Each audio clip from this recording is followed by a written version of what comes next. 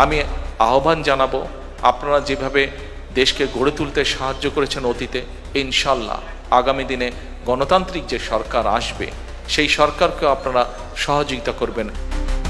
বিএনপির রাজনীতিতে নেমেছে এক নতুন স্রোত। মনোনয়ন নয়, এখন আলোচনার কেন্দ্রবিন্দু দলের ঐক্য আর খালেদা জিয়ার ত্যাগ। 27 অক্টোবর ভারপ্রাপ্ত চেয়ারম্যান তারেক রহমানের আবেগঘন বক্তব্য যেন নেড়ে দিয়েছে বিএনপির ভেতরের সব দ্বন্দ্ব। তিনি বলেন, আমার মাও মৃত্যুর মুখোমুখি হয়েও দলকে ছেড়ে যাননি, আপনাদেরও ঐক্যবদ্ধ থাকতে হবে। এই এক বাক্য যেন বদলে দিয়েছে মনোনয়ন প্রত্যাশীদের মনোভাব।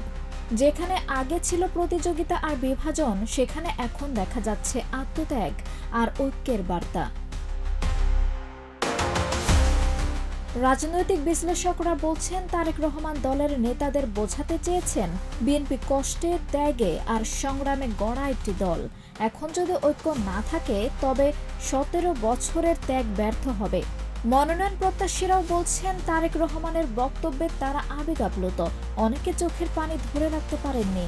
তারা প্রতিশ্রুতি দিয়েছেন, দলের প্রার্থী যেই হন না কেন, ধানের শীষের জয় নিশ্চিত করতে সবাই একসাথে কাজ করবেন। দলের নীতি নির্ধারকরা জানাচ্ছেন, মনোনয়ন দেওয়া হবে তাদেরকেই যারা আন্দোলনে ছিলেন, ত্যাগী ও জনপ্রিয়। সবকিছু মিলিয়ে স্পষ্ট, তারেক রহমানের এক আবেগঘন ভাষণেই দলের ভেতরে তৈরি হয়েছে ঐক্যের নতুন অধ্যায়। আঞ্জুম হক আরবি, প্রজন্ম 24।